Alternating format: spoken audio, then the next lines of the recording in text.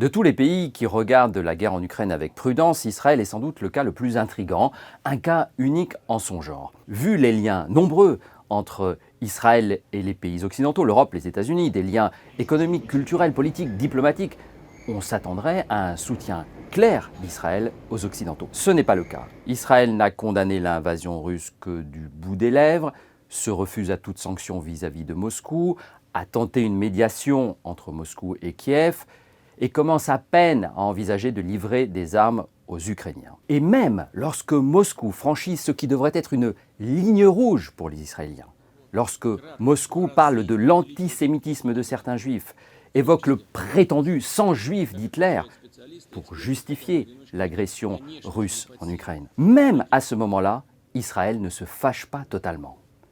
Alors, pourquoi cette prudence israélienne ? L'histoire et la sociologie, on va le voir, jouent un rôle crucial. Pour Israël, la Russie est à la fois un ennemi et un ami.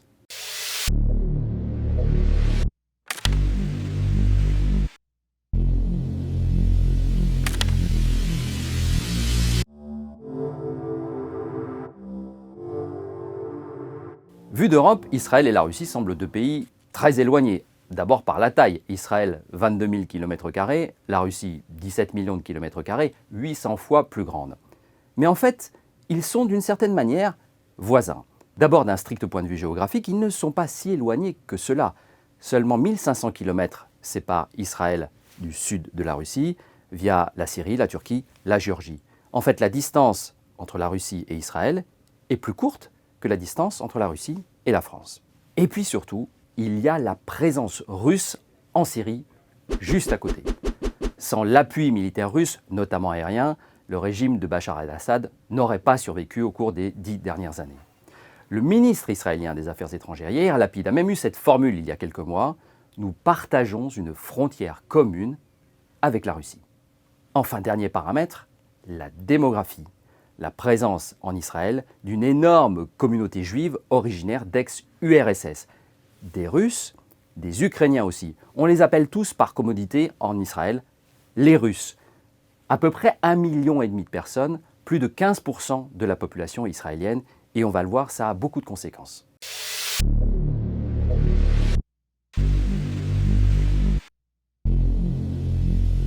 Les relations entre les deux pays ont connu des hauts et des bas, mais sans doute plus de hauts que de bas, et surtout, les deux pays sont liés par un accord tacite récent déterminant. Revenons à l'origine. Dès l'origine, après la Seconde Guerre mondiale, l'Union soviétique soutient la création d'un État hébreu indépendant.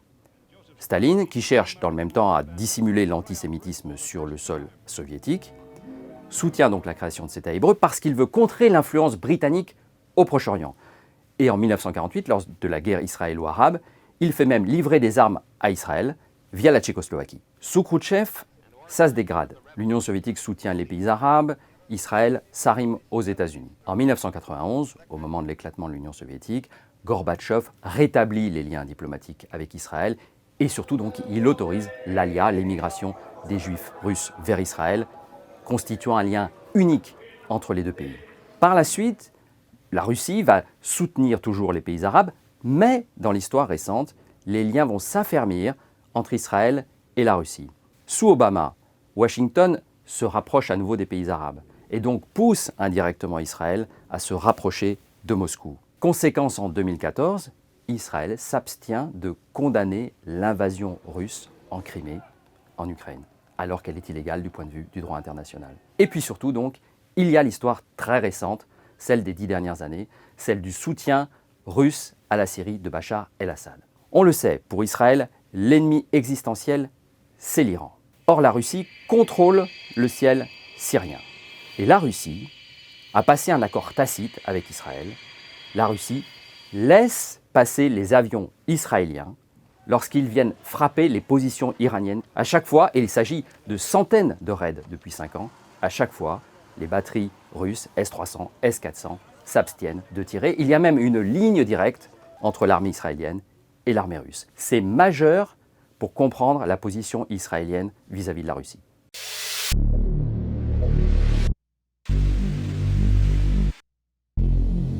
Les échanges commerciaux entre les deux pays sont assez faibles, mais ils augmentent régulièrement.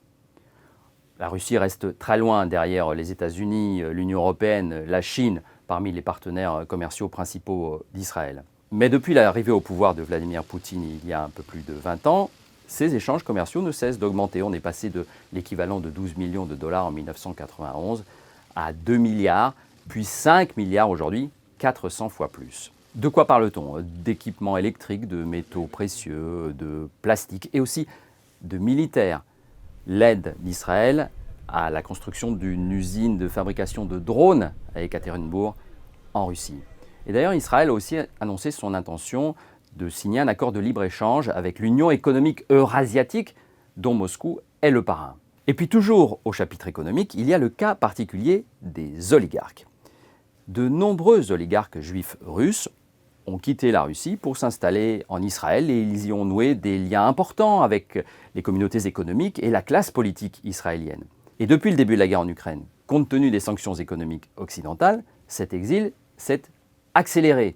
Là encore, de nombreux oligarques ont débarqué à Tel Aviv, par exemple le très célèbre et richissime ex-propriétaire du club de football de Chelsea, Roman Abramovich.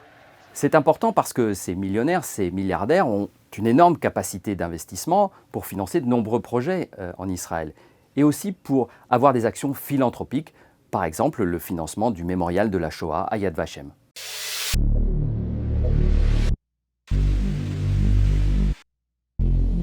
C'est un paramètre secondaire, il n'y a pas de traité majeur entre les deux pays.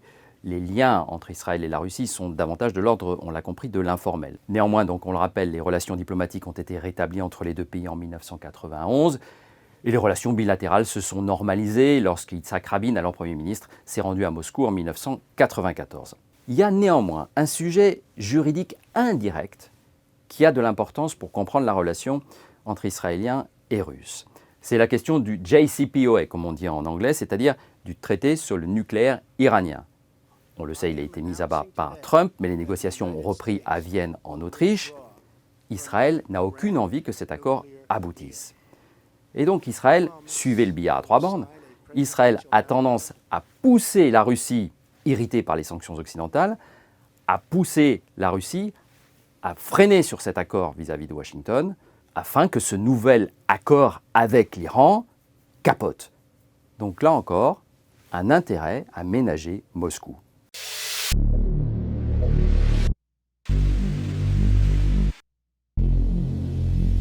Avec l'histoire, c'est l'autre paramètre déterminant. La psychologie des dirigeants d'abord. Israël comprend l'usage de la force dans les relations internationales. Et ces dirigeants ont du respect pour ceux qui font preuve de fermeté, voire d'autoritarisme en matière diplomatique. C'est le cas de la Russie. En plus, les deux pays ont un intérêt commun, c'est le combat contre le terrorisme islamiste.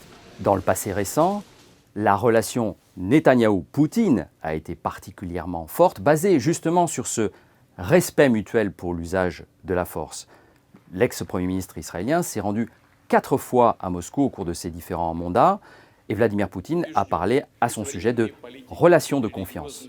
Quant au nouveau Premier ministre israélien, Naftali Bennett, depuis sa prise de fonction en juin 2021, il s'est déjà rendu 2 fois en Russie, à Sotchi, à l'automne dernier en octobre, et donc une nouvelle fois en mars pour une tentative de médiation Kiev-Moscou. Sur le plan sociologique maintenant, les liens entre les deux pays sont évidemment nourris par la très importante communauté juive d'origine russe. C'est la première communauté en Israël. On l'a dit, plus d'1 million de personnes, près d'1,5 million en fait. Ces émigrés, arrivés à partir des années 90, ont plusieurs particularités. Ils sont peu religieux et ils ont beaucoup contribué à l'essor économique du pays parce qu'ils sont arrivés avec un haut niveau de qualification. On parle d'ingénieurs, de médecins, d'enseignants. Les membres les plus âgés de cette communauté ont gardé des liens très forts avec la culture russe. Pour près de la moitié, ils ont la double nationalité, russe et israélienne. Et puis plusieurs dirigeants politiques sont issus de cette communauté. On peut en citer 2. D'abord Avigdor Lieberman, le plus connu, né en Moldavie lorsqu'elle était soviétique, aujourd'hui ministre des Finances au gouvernement et chef du parti nationaliste Israël Beiteinu. Le second, c'est Zeev Elkin, aujourd'hui ministre du Logement dans le gouvernement Bennett. Lui, il est né à Kharkiv, dans l'est de l'Ukraine, et il a souvent servi de traducteur dans les rencontres avec Vladimir Poutine.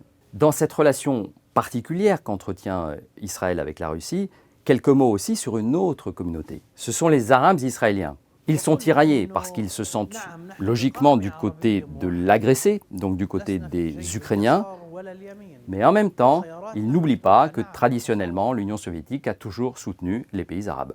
Pour toutes ces raisons, Israël ménage la Russie. Mais les choses peuvent changer pour 3 raisons. La première, répétons-le, c'est que les propos russes sur le sang juif d'Hitler ont beaucoup choqué en Israël. Le Premier ministre Naftali Bennett affirme avoir reçu des excuses de Vladimir Poutine. Mais la polémique a rebondi récemment à la Knesset, le Parlement israélien.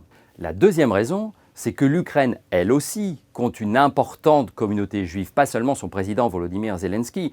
On compte environ 200 000 juifs en Ukraine et des villes symboles comme Odessa, parfois surnommée la Jérusalem d'Europe, ou bien Ouman, siège de la tombe d'un rabbin vénéré par les Hassidiques. Enfin, troisième raison, plusieurs voix commencent à s'élever en Israël pour dire que finalement, le rôle de la Russie en Syrie est surévalué et que l'on peut peut-être se passer de l'aval russe pour aller frapper les positions iraniennes sur le sol syrien. La guerre en Ukraine, la violence de l'agression militaire russe, la violence aussi des propos du pouvoir russe, place donc Israël dans l'embarras.